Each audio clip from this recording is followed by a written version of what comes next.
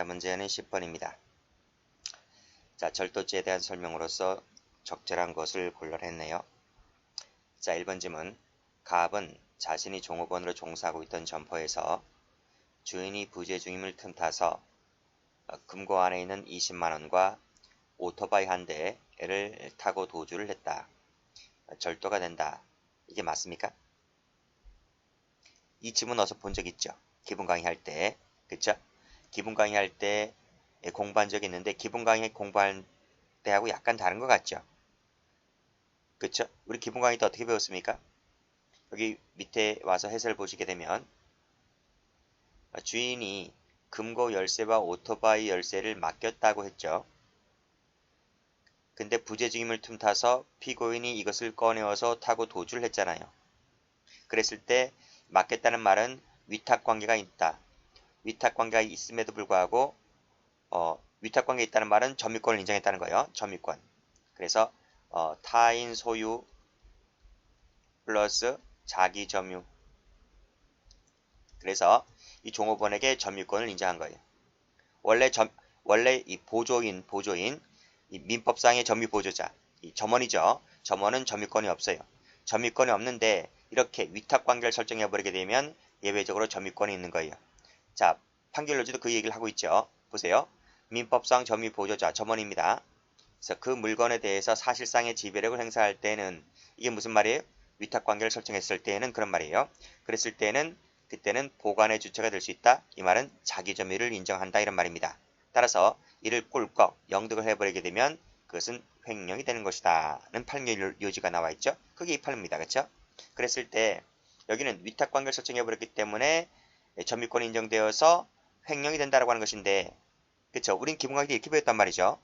자, 그런데 올라가서 쭉 다시 1번을 한번 보시면 금고 안에 있던 20만원과 오토바이 한 대를 타고 도주했다는 말은 선생님 위탁관계를 설정하지 않았기 때문에 따라서 점유권이 인정되지 않아서 이 지문처럼 절도가 되는 것 아니겠습니까? 이렇게 묻는 게 당연하죠. 그쵸? 그쵸? 근데 가만히 한번 보세요. 가만히 한번 보시게 되면 자, 지금 금고 안에 20만원이 들어와 있잖아요. 그 다음에 오토바이도 있잖아요. 전부 다 주인 거예요. 주인 거. 이 20만원을 꺼내려면 오토바이를 타려면 키가 있어야 돼. 키. 그 키는 뭐다? 주인이 종업원에게 맡긴 거다. 맡긴 것. 이것은 주인이 종업원에게 맡긴 것이다 하는 거예요. 맡긴 것이기 때문에 이 말은 뭐다? 위탁관계를 설정해 놓았다 이런 말입니다. 이게 숨어 있다는 거예요.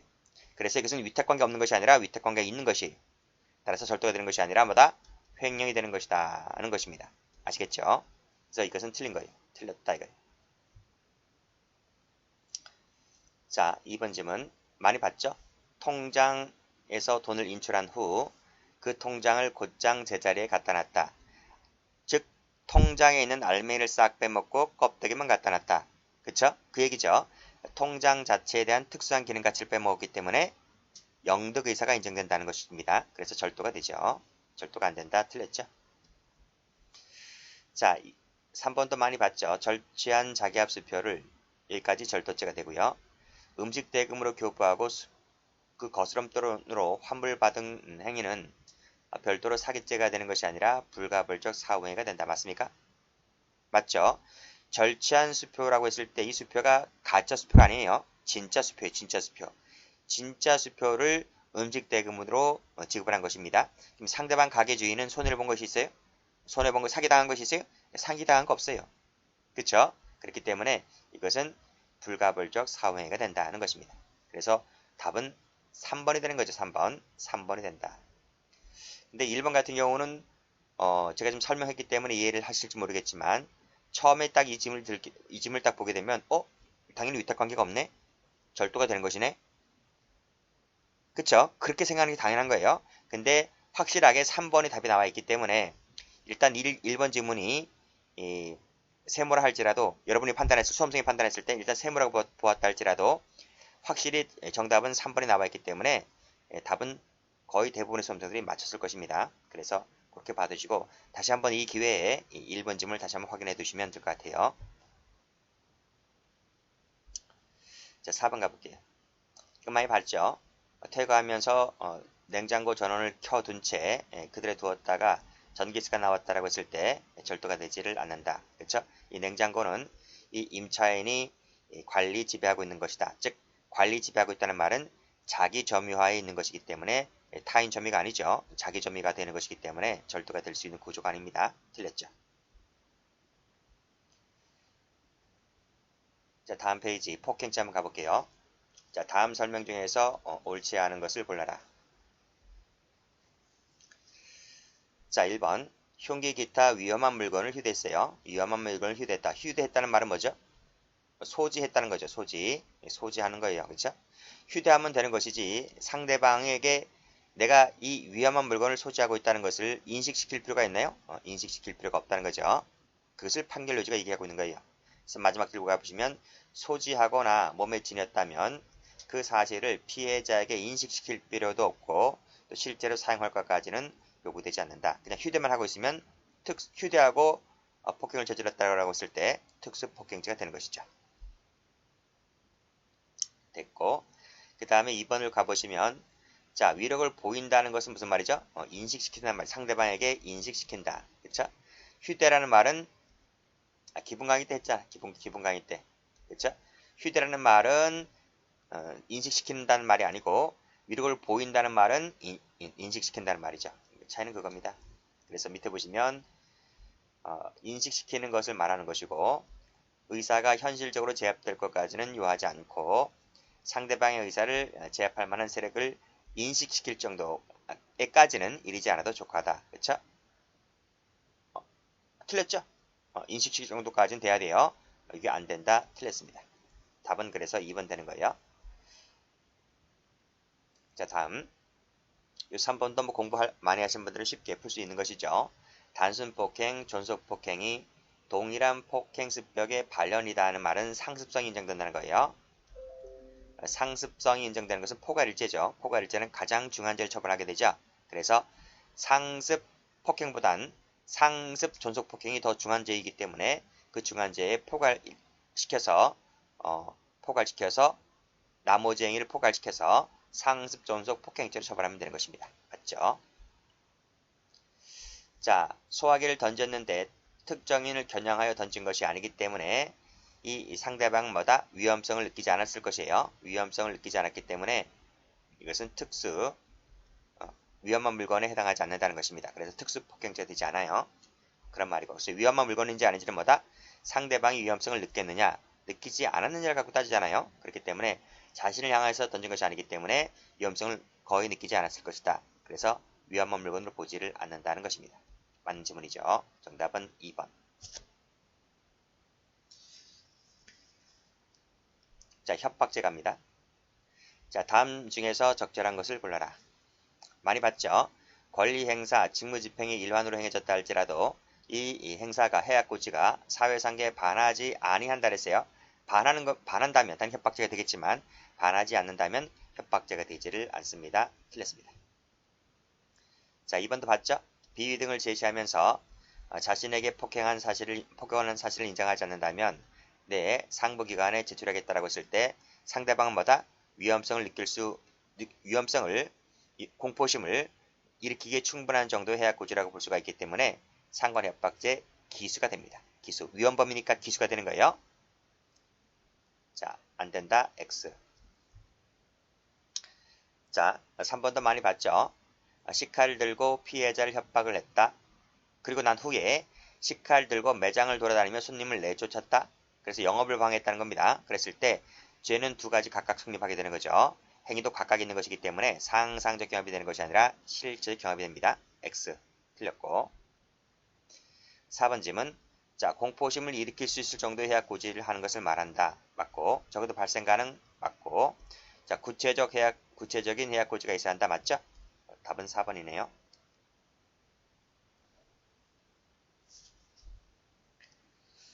자, 13번입니다. 강간죄에 대한 설명으로서 옳지 않은 것을 골라라. 자, 강간죄는 항거 불가능, 현저히 곤란하게 할 정도, 이 정도의 폭행 협박을 개시하게 되면 그때 착수가 있죠. 그쵸? 그러니까 최협이죠. 최협의 폭행협박이 개시가 되면 그때 착수가 있다.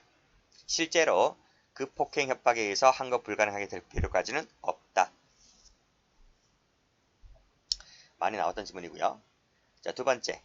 자, 폭행협박으로 사람의 구강에 신체를 넣는 것을 유사강간죄라고 한다고 했는데 여기 성기는 제외한다. 성기를 제외하는 게 아니죠. 이 구강에 성기가 들어가는 것이 구강에 성기를 집어넣는 것이 유사강간죄가 되는 거예요. 제외한다가 틀린 거예요. 예를 한번 들어볼게.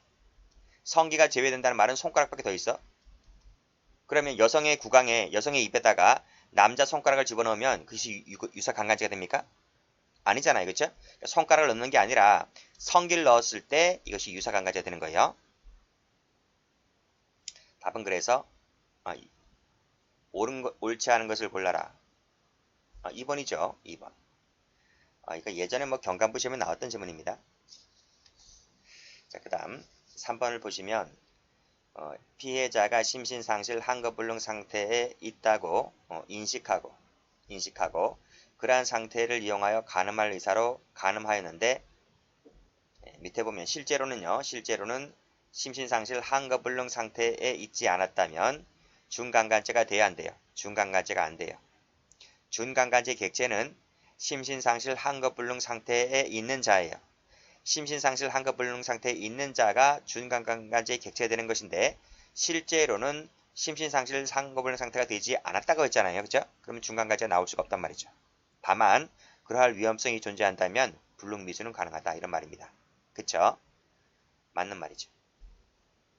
그런 얘기가 밑에 해설에 나와 있는데 한번 보시면 돼요. 여기 이런 사람이 객체인데 그 밑에 보시면 이런 상태에 있지 않았다면 대상의 착오로 준강간죄의 기수에 이를 가능성이 처음부터 없는 것이다. 왜? 객체 탈락이 있기 때문에요. 그렇지만 그러한 결과가 발생할 위험성이 존재한다면 불능미수가 된다. 불능범이 아니고 불능범이 된다 그러면 틀려요. 불능범이 아니라 불능미수가 된다는 것을 봐두시면 돼요. 최근 판례이기 때문에 나온 지 얼마 안 됩니다. 앞으로 계속 나올 겁니다. 자, 다음. 자, 강간죄는 결과범이죠. 그래서 폭행협박과 간음 사이에 인과관계가 존재해야 되고요. 자, 이때 폭행협박이 반드시 간음보다 선행되어야 할 필요까지는 없어요. 요즘은 잘 봐두세요. 폭행협박이 반드시 간음보다 선행되어야 할 필요는 없다. 이게 무슨 말인가요? 원래 강간죄라고 하는 것은 우리가 알고 있기를 폭행협박이 먼저 있고 그리고 나서 간음이 있는 거잖아요. 그쵸? 그쵸? 이것이 일반적인데 이 사건은 어땠는가 하면 간음이 먼저 있었어요. 간음이 있고 그 다음에 폭행협박이 나중에 있었던 거예요. 이것도 이것도 판례는 강간죄라고 봐요. 요 설명 한번 드려볼까? 간음이 먼저 있었고 폭행협박이 나중에 있었다는 이 부분을 제가 한번 설명드려 볼게요. 자, 실제 사건인데 A라는 남자, 그 다음에 B라는 여자. 이 둘은 이건 남자고요. B는 여자예요. 둘은 동거관계에 있었어요. 동거인이다. 동거인인데 사이가 안 좋아요. 근데 남자가 골똘히 놈입니다. 골똘해요. 이 남자라는 놈이 자위를 하려고 해요. 자위를 하려고 하는데 둘은 성관계 할 생각이 없단 말이죠. 그러니까 특히 여성이 이 남자랑 성관계 하고 싶은 생각이 없어요. 지금 사이가 안 좋으니까요. 근데 이 남자가 젊은 남자다 보니까 그날따라 성욕이죠.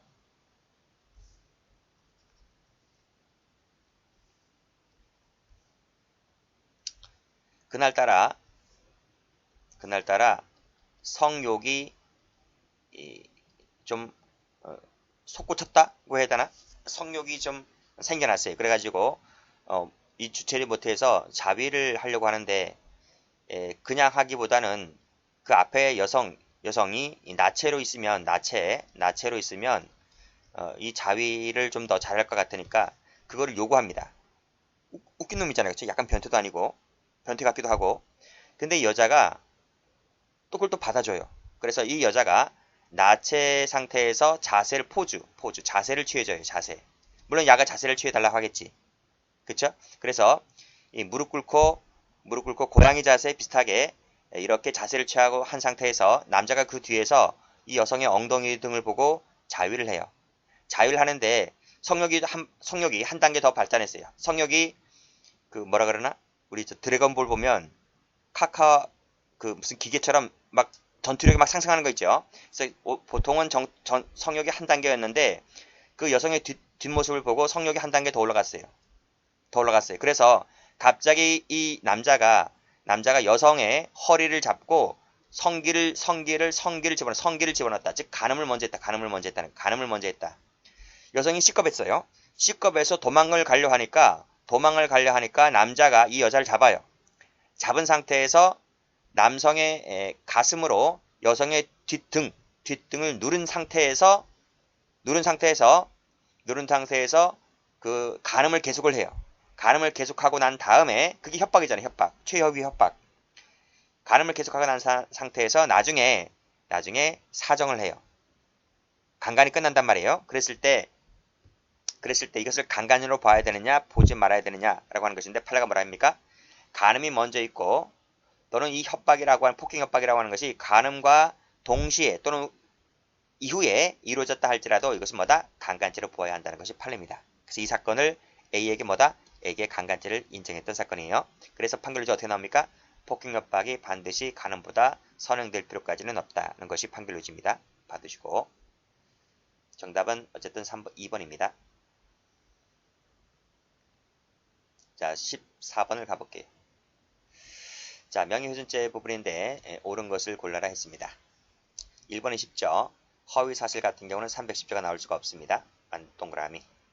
2번을 보시면 자, 성명을 명시하지 않다 할지라도 주의사정과 종합해서 판단해 보았을 때 그것이 누구인지를 지목할 수 있는 것임을 알아차릴 수 있을 때는 그 특정인에 대한 명예훼손죄가 된다. 이것도 많이 봤죠? 동그라미. 쉬운 것들입니다. 자, 3번도 많이 나왔던 거죠. 자, 쭉 읽어보시고 마지막 줄에 거주지 앞에서 그들 주소까지 명시해서 명예를 훼손하는 것은 뭐다? 설령 공익성이 인정된다 손치더라도 명예훼손죄가 되지를 않는다. 그래요? 공익성이 인정됩니까? 자, 보세요. 지금 학교 운영의 공공성, 투명성을 보장하기 위해서 지금 시위를 하고 있는 거잖아요. 그러면 이것은 그 학교 내부의 문제이기 때문에 자, 이게 학교에서 이런 비리 문제가 발생했어요. 학교에서 이런 비리 문제가 발생을 했다면 여기가 이제 학교 담장이잖아요. 담장이라면 이 학교 담장 안에서 이 사람들이 이렇게 시위를 하는 것은 그 니네들 문제니까 니네들끼리 알아서 하라는 거예요. 그러니까 이 해결 문제는 담장 안이었다면 학교 내에서 이러한 문제가 이렇게 뭐 여러 가지 얘기를 했다면 그럼 뭐 310조가 적용되어서 명예훼손죄가 위법성 조각이 될 수가 있지만 여기 바깥에 아파트에는 학교 관계자만 사는 게 아니에요. 그렇죠? 다른 수많은 이웃 주민들이 살고 있는 공간이기 때문에 이 학교 비리에 관련된 문제를 학교 내에서 해결하는 것이 아니라 여기 이 아파트에 와서 그 차도 지나가고 뭐 다른 수많은 사람들이 지나가는 공간에서 여기서 피켓 들고 시위하는 것은 뭐다? 공익성이 인정되지 않는다고 봤어요. 그래서 명예훼손죄가 310조가 적용되지 않는다는 거죠. 공익성이 인정되지 않기 때문에 따라서 명예훼손죄가 성립을 한다는 것입니다. 틀렸어요. 자, 4번. 이것도 많이 나왔던 것입니다. 사회적 평가를 저하시킬 만한 것이 아니라면, 그렇죠? 아니라면 설령 약간 다소 무례한 방법으로 표시가 되었다 할지라도 모욕죄가 되지를 않는다. 맞죠? 동그라미. 정답은 그래서 3번입니다. 그래서 강론 문제는 좀 쉽게 나왔어요. 총론 문제가 약간 어렵게 나왔고 강론 문제는 좀 쉽게 나왔다. 만약에 강론까지 어려웠다고 하면 그건 뭐 말 다 했죠. 근데 강론은 의외로 쉽게 나왔다. 뭐 재산죄 파트도 뭐 몇 문제 안 나왔고 또 개정된 법도 안 나왔고요. 그 다음에 판례 변경된 것도 안 나왔고 그랬어요. 그렇다면 분명히 그것은 다음 시험에 나온다는 겁니다. 아시겠죠? 판례 변경된 부분, 형법 개정된 부분이 이번에 시험에 안 나왔기 때문에 무조건 내년도 시험에서는 경찰 승진이든 경감부든 뭐 일반 채용이든 어디서 한 번은 낸다는 것입니다. 꼭 좀 다 공부를 해 두셔야 돼요. 자, 15번 가볼까요? 자, 15번. 다음 중에서 적절한 것을 골라라. 이것도 쉽습니다. 자, 사실상 권한을 상실해서 사실상 불법 점유가 되었다는 말이 무슨 말이죠? 제가 기본 강의 때도 말씀드렸는데, 그래 임대차가 종료됐다고요. 임대차 관계가 종료됐다고요. 계약 만료 됐다는 것입니다. 근데 임차인이 퇴거하지 않아요. 그러니까 이 권리자가 누굽니까? 임대인이죠. 임대인이 이를 배제하기 위해서 정당한 절차에 의하지 아니한 채 그 건조물에 침입을 하게 되면 뭐가 됩니까? 주거침입죄가 되버리죠. 그쵸? 이거 틀렸고 X. 자, 2번 판례도 많이 봤죠. 자, 두 번에 걸쳐서 강간하였던 피고인이 대문을 열고 몰래 들어왔다. 이 자체가 뭐가 됩니까? 주거침입죄. 그쵸? 여기서는 여기 좁은 통로가 바로 뭐가 됩니까? 위요지가 되죠. 위요지에 들어와 있기 때문에 주거침입죄가 된다. 이런 말이죠. 사실상 병을 해친 것입니다. 해친 것이다. 침해한 것이 아니다. 침해했죠. 주거침입죄가 성립을 하게 됩니다. X. 자, 3번 가스배관을 타고 올랐다는 거죠.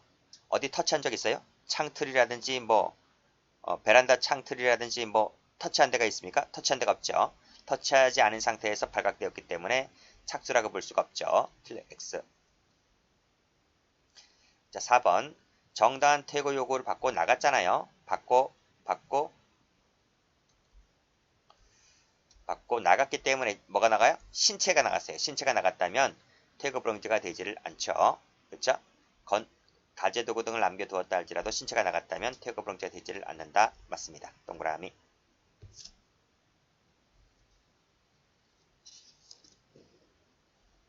자, 다음 16번 가볼게요. 자, 사기죄에 대한 설명으로서 옳지 않은 것을 골라라. 자, 1번 전부 다 기본서에 다 있습니다. 피해자가 법인 또는 대표자 또는 실질적으로 의사결정을 하는 최종 결재권자가 기망의 상대방이 기망행위자와 동일인이거나 기망행위자와 공모하는 등 그 기망행위를 알고 있다면 사기죄가 되지를 않는다. 맞습니까? 틀립니까? 맞죠? 알고 있다는 말은 착오가 없다는 거예요. 착오. 우리가 사기죄가 되려면 착오라고 하는 것이 존재를 해야 되잖아요.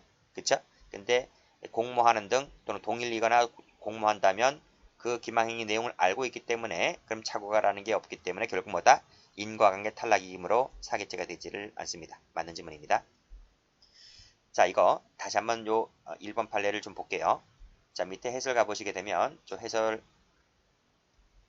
체크하시고요. 두 개를 쪼개볼게요. 자, 어디부터인가요? 여기 밑에네. 반면에 나와 있죠? 여기서 일단 끊을게요. 지금 시험 문제는 여기가 시험 문제 나온 것입니다. 그런데 다음에는 이 밑에 부분에서 시험에 나올 수가 있기 때문에 이 밑에 부분도 좀 공부를 해 두셔야 돼요. 자, 첫 번째.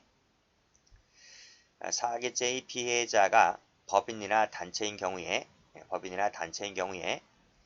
기망행위로 인해서 착오나 인과관계 등이 있었는지 여부는 지금 방금 지문에서 보았던 것처럼 법인이나 단체의 대표 등 최종 의사결정권자 또는 권한위임 등에 따라서 실질적으로 의사를 결정하고 처분할 수 있는 이 권한을 가진 사람을 기준으로 판단해야 될 것이다. 따라서 피해자의 법인이나 단체의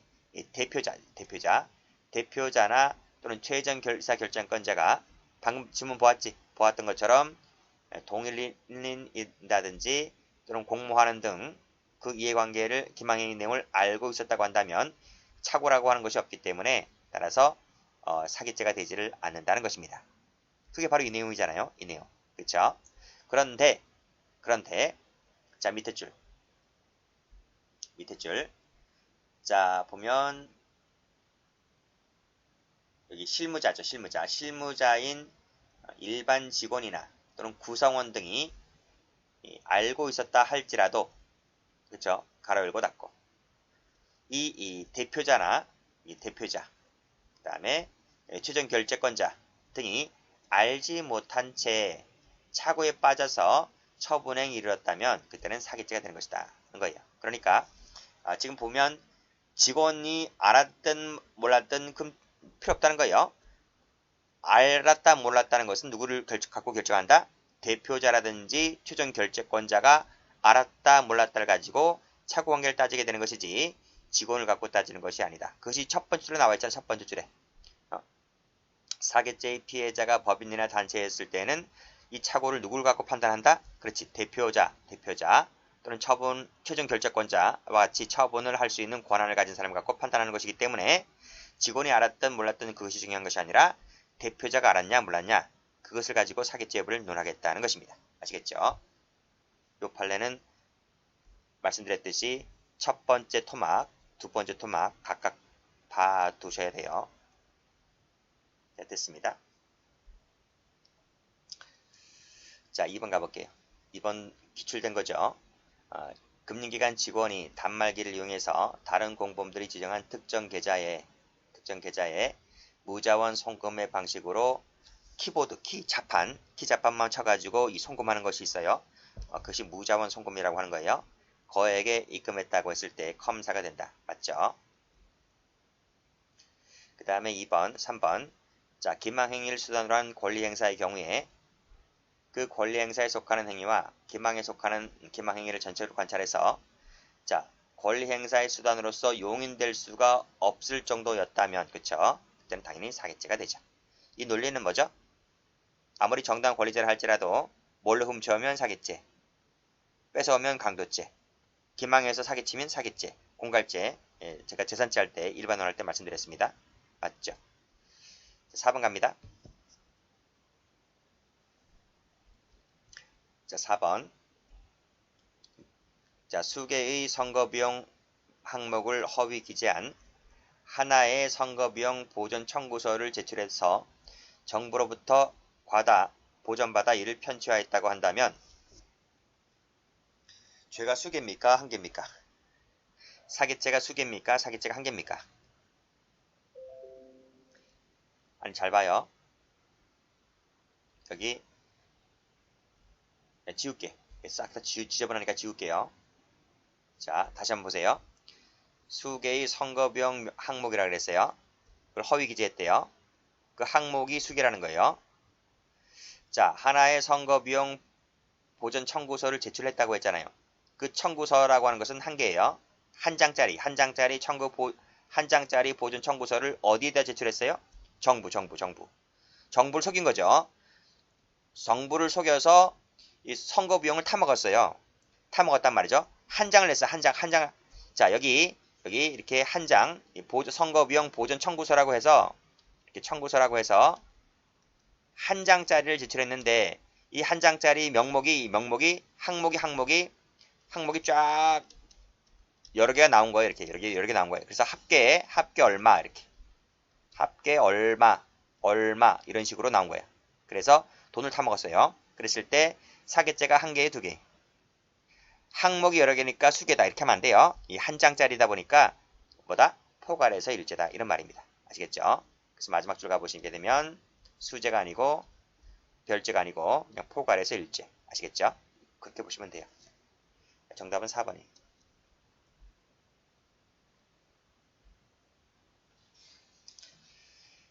자, 방화죄 한번 갑니다. 자, 다음 중에서 적절한 것을 골라라. 자, 뭐 대학 교수가 진짜 출제해서 그런지 몰라도 아주 구석구석에 있는 그 판례 찾아다가 열심히 냈어요. 웬만한 책에는 잘 없는 것들인데 한번 보겠습니다. 전기 석유 난로를 켜놓은 채 귀가를 했다. 그래서 불이 났어. 불이 나가지고 석유 난로 과열로 불이 났어. 화재가 발생을 했어. 그랬다면 자, 이거 잘 보셔야 돼요. 화재 원인을 살펴볼 필요가 없이 피고인은 중실화죄가 된다. 맞습니까? 이 원인도 살펴볼 필요 없이 너는 무조건 중실하다. 이게 말이 돼요? 이게 틀렸죠. 그쵸?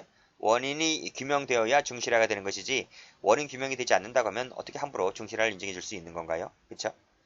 그래서 하급심에서는 중실화죄를 인정했는데 이 대법원에서 깨졌어요. 대법원이 뭐라고 했는지 한번 보겠습니다. 자, 쭉 한번 가보시면 자, 당구장 표시 나와 있죠? 자, 화인, 불이 난 원인입니다. 불이 난 원인. 불이 난 원인의 감정도 없이 이 불이, 화재가 제3자에 의해서 나올 수 있는 것이라는 거예요. 또는 누전이라든지, 그쵸? 제3자에 의한 방화나 또는 제3자에 의한 실화 또는 누전에 의해서 발생 가능성도 있는데 이를 외면한 채 무조건 뭐다? 무조건 켜놓고 귀가한 이 피고인에게 무조건 중실화를 뒤집어 씌우는 것은 그것은 뭐다? 위법이다. 이런 판례입니다. 아시겠죠? 그러니까 원인 규명이 이루어져야 된다는 거예요. 됐고, 그래서 틀렸습니다. 자, 사람이 현존하는 자동차에 불을 질러버리면 무슨 죄가 됩니까? 현주 건조물 방화죄. 현주 건조물 등 방화죄가 되죠. 일반 건조물이 아니고 현존하는 자동차니까 현존하는 그러니까 현주 건조물 등 방화죄도 돼요. 등이 있으니까. 근데 일반 건조물은 아닌 거예요. 그렇죠? 정확히 말씀드리면 여기 해설 나와 있듯이 현존 자동차 방화죄가 되는데 뭐 자동차까지는 들어가지 않더라도 현존 또는 현주 해도 괜찮아요. 현존이나 현주나 현주 건조물 등 방화죄 이렇게 하면 돼요. 일반이 아니고. 자, 3번 볼게요. 3번도 많이 봤죠, 기본 강의 때. 그래서 폐가이다, 폐가. 그래서 철거 대상이다. 창문 문짝도 없고 붕괴된 철거 대상 건물로서 사실상 기거, 취침에 사용할 수 없는, 즉 갑은 어떻게 됩니까? 거미줄 쳐 있고 귀신 나오는 그런 집들이 있어요.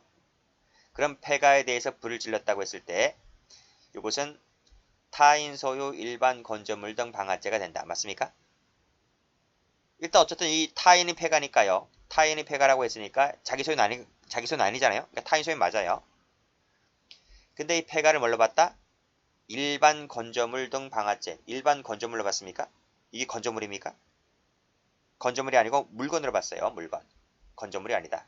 건조물은 아니죠. 건조물이라고 하는 것은 뭐죠? 사람이 사실상 기거, 취침에 사용할 수 있는 공간이 건조물이죠. 근데 없다 했기 때문에 건조물이 될 수 없는 겁니다. 이게 틀렸습니다. 물건으로 바꿔야 됩니다. 그래서 뭐야? 1번 틀렸고 2번 틀렸고 3번 틀린 거야. 답은 4번으로 가야 될 것 같은데 뭐 여기까지 오는 과정이 순탄치 않아요. 왜냐하면 1번도 안 본 판례이기 때문에 아리까리 할 것 같고 뭐 수험생들마다 천차만별이니까 그렇죠? 4번 볼게요. 유조차 운전사가 석유 구판점에 위험물 취급 주임 지시에 따라서 주임 그러니까 주유소에서 근무하는 사람 직원 근데 그 주임의 지시를 받아서 그 석유를 탱크로 급유하다가 호스가 빠지는 바람에 화재가 발생을 했어요. 이때 이 운전자에게 업무상 과실이 인정됩니까? 인정되지 않습니까? 자, 급유하다가 호스가 빠지는 바람에 그 말은 운전자가 여기 없었어. 그러니까 주유 과정에 그 주유기 옆에 있는 게 아니라 뭐 옆에 없어도 주유소에서 주유는 되잖아요. 그렇죠? 우리가 주유소에서 차에 기름을 넣을 때도 그 호수 주유기에다 넣고 꼭 총을 쏘고 있으면 꼭 옆에 지켜봐야 돼? 초보자는 지켜보지. 근데 그 사이에 우리가 화장실 갔다 올 수 있잖아요. 그 주유는 되고 있잖아요. 그쵸? 뭐 한두 번 주유해봐? 마찬가지로 이 운전자가 주유를 할 때 이 사람이 옆에 있었던 것이 아니고 자기 볼일 보고 있었다. 뭐 화장실 가 있었거나 차 운전석에 가 있었거나 그쵸? 그 일 뭐 한두 번 해봐? 그렇잖아요. 그런데 공교롭게도 이날은 뭐 재수가 나빴는지 몰라도 이 호수가 빠지는 바람에 화재가 발생했어요. 이 책임을 운전자에게 물어야 됩니까? 그럼 야는 주임은 아무런 책임도 짓지 않고 오로지 모든 책임은 운전자가 져야 됩니까? 원래는 누가 있어야 돼요? 원래는 운전자가 있기보다는 이 직원이 있어야 돼, 직원이. 근데 직원의 지시를 받아라 했잖아요, 지시. 그러니까 어디다 총을 쏴야 되는지, 어디다 주의를 해야 되는지 이 직원이 알려주잖아요. 직원이 알려주고 후진 표시 뭐 이렇게 뭐 차 이렇게 인도하는 과정을 이 주임이 인도를 하기 때문에 주임이 원래 그 자리에 있어야 되는 거지 운전자가 있기보다는 그렇죠? 그래서 이 사고 났다고 했을 때 이 사고 과정에서 과실 책임은 운전자가 지는 것이 아니라 이 주임이 진다는 것이 판례입니다. 그래서 이 지문은 맞아요. 자, 그게 판결료지에 나와 있죠. 판결료지 가보시면 자, 좀 자세히 적어놨어요. 쭉 읽어보시고 쭉 읽어보시고 여기 보세요. 유조차의 석유를 kup한점의 탱크에 공급하는 작업은 누가 한다? 이 주임의 참여하에 하여야 한다는 거죠. 그쵸? 그래서 그 보안에 관한 책임은 이 주임에게 있는 것이다 그랬습니다. 그래서 유조차의 운전사에게 그 주임의 지시 없이도 석유가 제대로 구비가 되었는지 어떤 사유로 인해서 장애가 발생했는지 여부를 확인하기 위해서 끝날 때까지 쭉 읽어보시고 그쵸? 그랬다라고 했을 때 또 마지막 줄 가보시면 운전자가 그 주임이 탱크 주입구 부분을 이탈하였음을 보고서도 그러니까 이 사람이 없었다는 거야 이 사람이 이 주임이란 사람이 이 자리에 없었다는 거야 이탈했다 즉 하는 것을 충분히 보고서도 유조차 운전석에 앉아서 다른 일을 보고 있었다 할지라도 이 사람은 책임지는 것이 아니라 누가 책임진다? 주임이 책임진다 이런 말입니다. 그래서 이 운전자에게는 과실책임이 있다 없다? 과실책임이 없다는 판례가 돼요. 자, 됐어요. 그래서 지금 뭐 17번 같은 경우 1번이라든지 4번 같은 경우 1번이나 4번 같은 경우 지어볼까? 다시 요 1번이라든지 요 4번 같은 경우는 처음 나오는 판례들인데 이 기회에 다시 한번 공부를 해 두시기 바랍니다. 자, 18번 가볼게요. 자, 횡령죄에 대한 설명 중에서 옳지 않은 것을 골라라. 1번 A 종친회 회장인 갑이 위조한 종친회 규약 등을 공탁관에게 제출하는 방법으로 A 종친회를 피공탁자로 하여 공탁된 수면 보상금을 출급받아 편취를 했다. 누구를? A 종친회를 피공탁자로 하여 보상금을 출급받아 편취를 했다. 사기죄가 되는 거죠. 그렇죠? 사기죄가 됩니다. 자, 일단 끊고요. 이를 종친회를 위해서 보관하고 있던 중에 그렇죠? 반환을 거부하였다고 한다면 별도로 횡령죄가 되겠습니까? 안 되겠습니까? 돼, 안 돼요? 간단해요. 자, 여기서 보관 중 반환을 거부했다는 것이 새로운 피해가 발생했다면 별도로 횡령죄가 되는 것이고 새로운 피해가 발생하지 않았다면 별도로 횡령죄가 되는 것이 아니라 불가불적 사후회가 되는 것이고 새로운 법의 침해가 있어요 없어요? 없죠.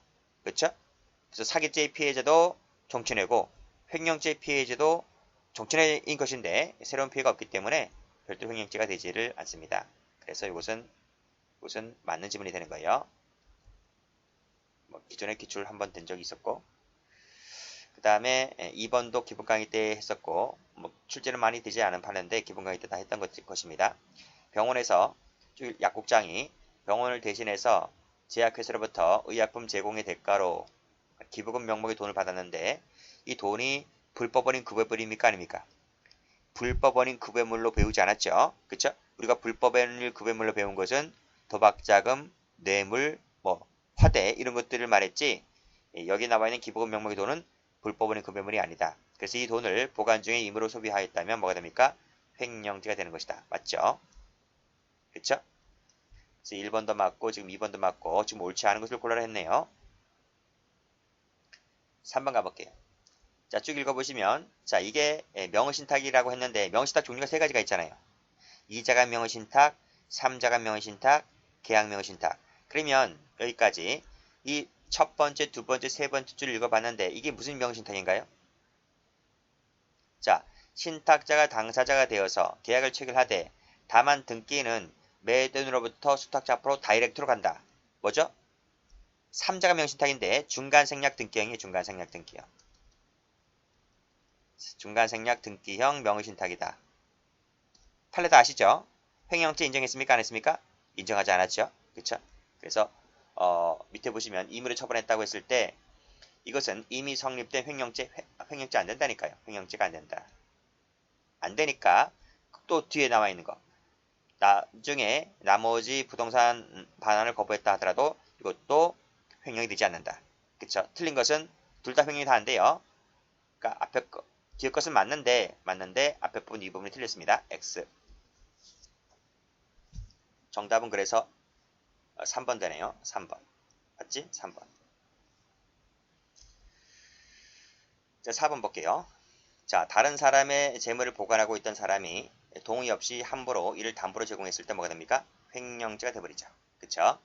자, 사법상 그 행위가 무효이거나 그 다음에 소유권 침해가 발생되는지 여부와 관계없이 뭐가 된다? 횡령죄가 된다. 왜요? 위헌범이니까. 그쵸? 우리 횡령죄 할 때 제일 먼저 배우는 판례죠? 위헌범이니까 횡령죄가 되는 것입니다. 됐고, 그 다음에 경제적 재산설이기 때문에 무효이든 법적으로 무효이든 아니든 상관없어요. 다음. 자, 19번 가볼게요. 다음 중 바르게 표시가 된 것을 골라라.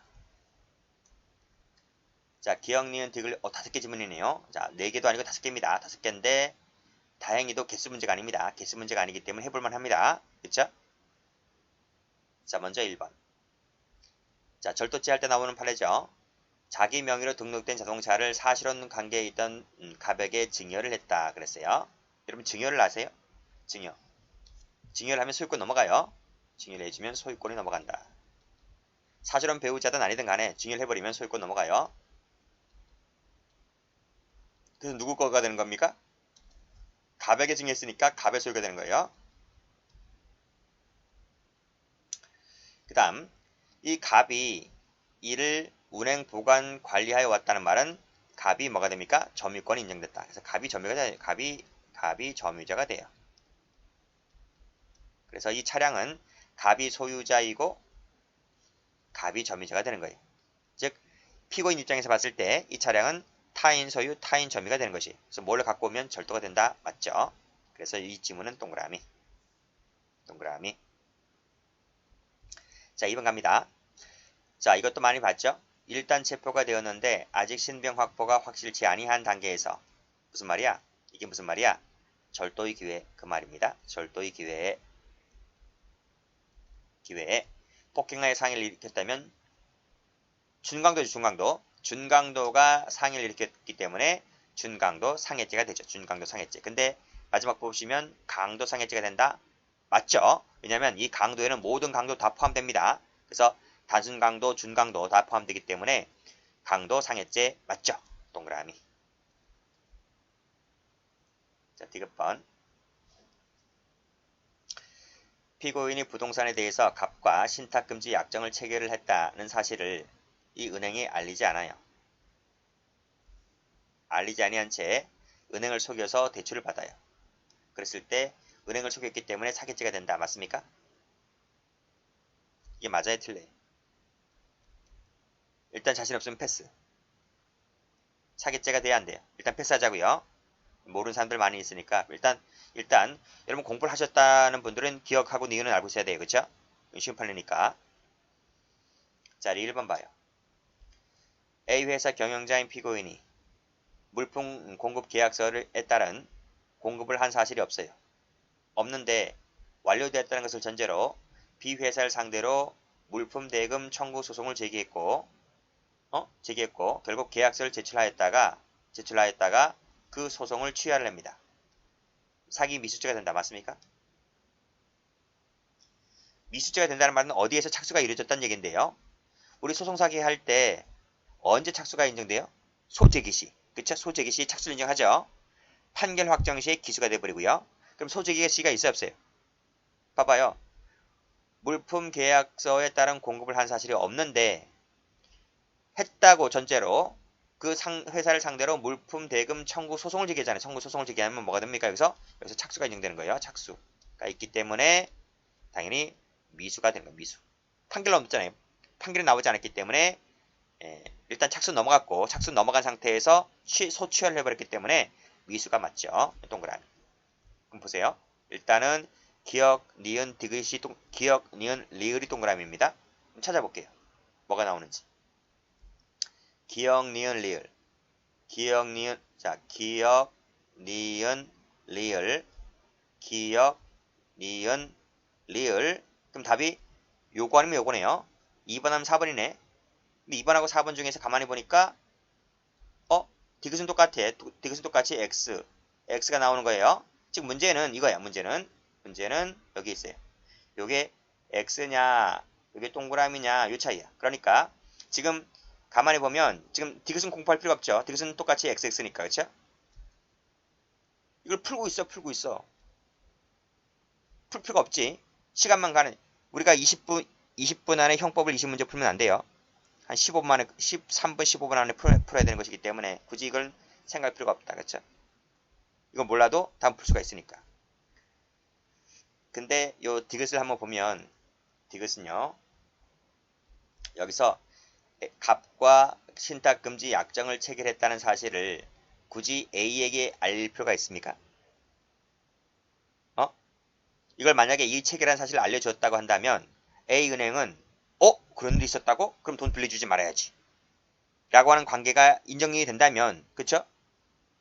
인정이 된다라고 했을 때 그런 사실을 고지하지 않았다면 그 사기가 되는 거예요. 부작위한 사기가. 근데 굳이 이것을 굳이 알려준다 할지라도 그럴 관계는 아니란 말이에요. 그렇기 때문에 이 갑과 신탁금지 약정을 체결했다는 사실은 A은행에 알려도 그만, 알리지 않아도 그만인 거예요. 아시겠죠? 그러니까 이 A은행이 담보대출을 해주는 것에 대해서 누구랑 신탁금지 약정 체결한 것은 담보대출 사유에 있어서 하등 영향을 끼치지 못한단 말이죠. 끼치지 못하기 때문에 이러한 사실을 알려주지 않았다 할지라도 사기죄는 되지 않는 거예요. 아시겠죠? 그렇게 보시면 돼요. 그래서 이것은 사기죄가 된다. 이건 틀린 거예요. X. 자, 해설 어떻게 나오는지 볼까요? 해설 보시게 되면 이렇게 나와 있잖아요. 상대방의 법률상 지위에 하등 영향도 미칠 수 없는 사유까지는 고지할 필요가 없는 것이다. 그래서 그걸 알려주지 않았다 할지라도 굳이 사기는 되지 않는다. 이렇게 보시면 될 것 같아요. 아시겠죠? 그래서 이것은 틀리게 된 것이고 어쨌든 지금 시험 문제는 이것이 x냐 동그라미냐 여기서 이제 이 미인번 가지고 결정되어 있는 거예요. 그래서 미인번 한번 볼게요. 갑과 을이 공모하여 갑 명의로 개설된 예금 계좌의 접근 매체를 보이스피싱 조직원 병에게 양도를 했다. 정의 병에게 속아서 위 계좌로 송금된 사기 피해금 중 일부를 갑, 을이 이를 임의로 인출하였는데 갑, 을에게 사기죄의 성립이 인정되지 않는다면 병에 대한 횡령죄가 되는 것이다. 이게 맞습니까? 틀립니까? 이거 배웠습니까? 안 배웠습니까? 제 기본서죠. 기본서. 요 사건 아닙니까? 요게 2018년도 요게 전원합의체 판결. 제가 무지무지 중요하다 그랬어요. 무지무지 중요하다 그랬다. 그리고 여기 보시면 사실관계 똑같죠? 똑같이 나와 있어요. 똑같이 나와 있고 여기 뭐 횡령이 되는 부분, 횡령이 안 되는 부분, 요 1번, 2번이 나와 있다. 그쵸? 그리고 마지막에 또 여기 3번 나와 있고 4번 나와 있고 그래서 마지막 줄 가보시면 사기 방조죄가 성립하지 않는다면 피해자 잘 보세요. 피해자인 정에 대한 관계에서 횡령이 되는 것이다 라고 제가 요 마지막에 강의를 했단 말이죠. 여기 어디 나와 있습니까? 이게 강론교재 387페이지에 나와 있고 유튜브에서 자세히 설명했기 때문에 시간이 많이 걸려요. 시간이 많이 걸리기 때문에 듣고 싶은 분들은 여기 찾아서 다시 한번 들으시기 바랍니다. 강의는 안 합니다. 강의는 여기서 다 해버렸기 때문에. 아시겠죠? 꼭 봐두세요.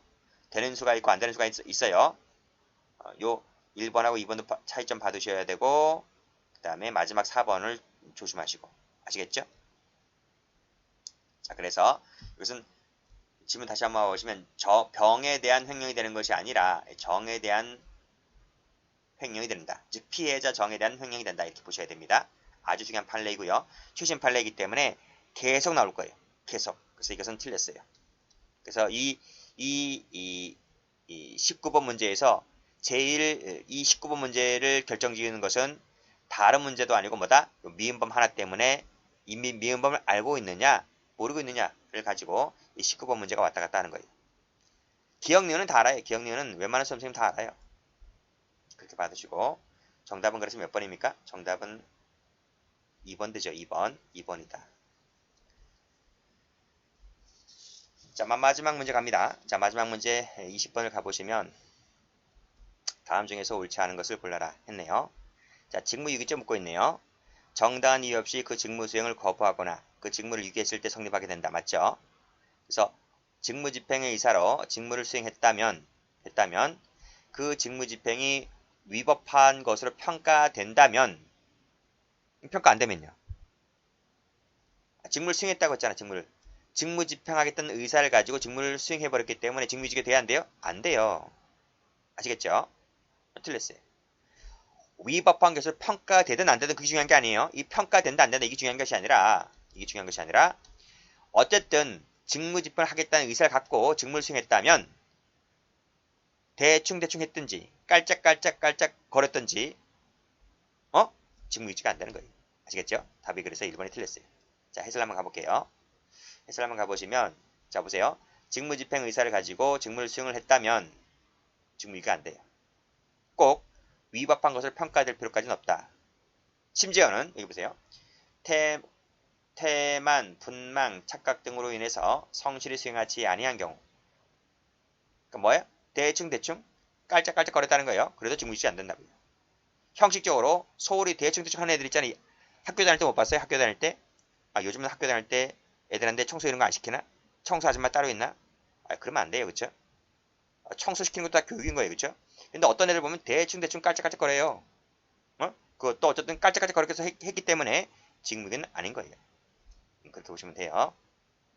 답은 1번인데요. 2번은 많이 나왔죠? 공부 많이 했지? 잠정적인 판단 등을 전달했다라고 했을 때 공무상 비밀 누설이 다 맞고 그 다음 권한 내의 행사를 했다고 했을 때 직권남용이 되는 거 맞고 그 다음 퇴직을 해버렸기 때문에 뇌물수수가 안 되죠. 그렇죠? 뇌물수수가 안 된다. 그래서 다 맞는 지문들입니다. 그래서 문제는 쉽게 나왔습니다. 20번의 답은 그래서 1번. 여기까지 합니다.